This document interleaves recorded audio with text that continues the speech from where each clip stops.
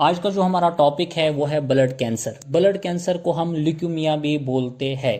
जो ल्यूकेमिया है ये एक ग्रुप ऑफ ब्लड डिसऑर्डर्स है जो बोन मैरो में स्टार्ट होते हैं, जिसकी वजह से बहुत ज़्यादा इमैच्योर और abnormal blood cells bone marrow के अंदर डेवलप होती है।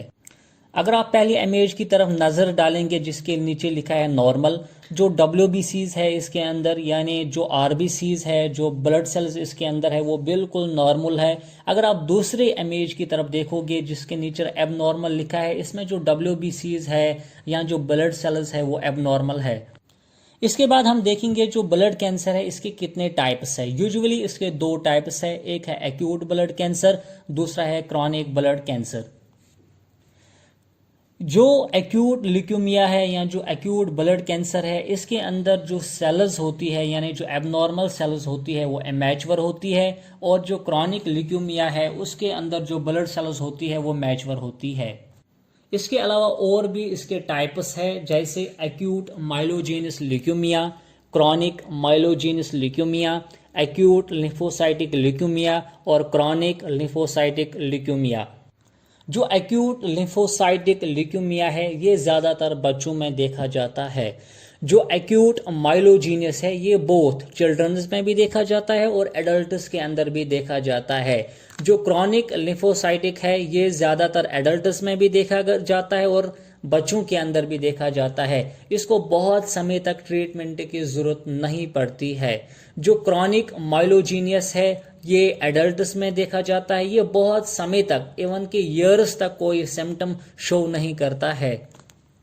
इसके बाद हम देखेंगे जो कारण क्या है इस ब्लड कैंसर के, यानी काजेज क्या है ब्लड कैंसर के। यूजुअली इसके मेन दो कारण है। पहला, ये इनहेरिटेड हो सकता है। नंबर सेकंड, ये एनवायरमेंटल फैक्टर्स की वजह से हो सकता है। फॉर एग्जांपल आयोनाइजिंग रेडिएशंस की वजह से हो सकता है, फ्यू वायरसेस की वजह से हो सकता है। फॉर एग्जांपल जो ह्यूमन लिम्फोट्रोपिक वायरस है उसकी वजह से भी ब्लड कैंसर हो सकता है। केमिकल्स की वजह से भी हो सकता है, फॉर एग्जांपल बेंजीन की वजह से हो सकता है, जीन म्यूटेशंस की वजह से हो सकता है। जो इंडिविजुअल टैबैको का यूज करते हैं उनको भी ब्लड कैंसर के चांसेस रहते हैं, लेकिन जो एग्जैक्ट काज है ब्लड कैंसर का वो किसी को पता नहीं है। अब हम देखेंगे जिस इंडिविजुअल के अंदर ब्लड कैंसर होता है या ल्यूकेमिया होता है उसको कौन से सिम्टम्स होते हैं।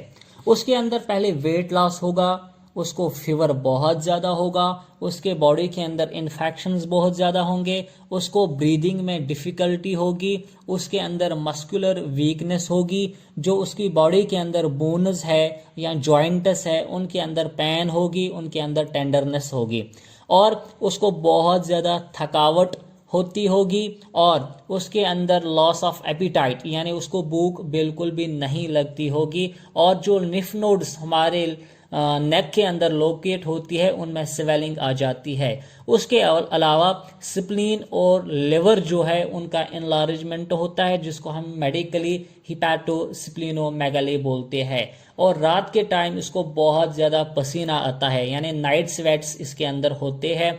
इसके अलावा इसको अगर माइनर इंजरी हो जाए इसको बहुत ज़्यादा ब्लीडिंग आती है, या नॉर्मल कंडीशंस में भी इसको बहुत ज़्यादा ब्लीडिंग होती है। ये जो ब्लीडिंग है ये नोज़ के थ्रू भी हो सकती है यानी नोज़ ब्लीडिंग हो सकती है, इसको ये स्वेटनिंग के साथ भी ब्लीडिंग हो सकती है, उसको स्प्यूटम के साथ भी ब्लड लॉस हो सकता है, उसको वोमिटिंग के साथ भी ब्लड लॉस हो सकता है, उसको यूरिन के साथ भी ब्लड लॉस हो सकता है।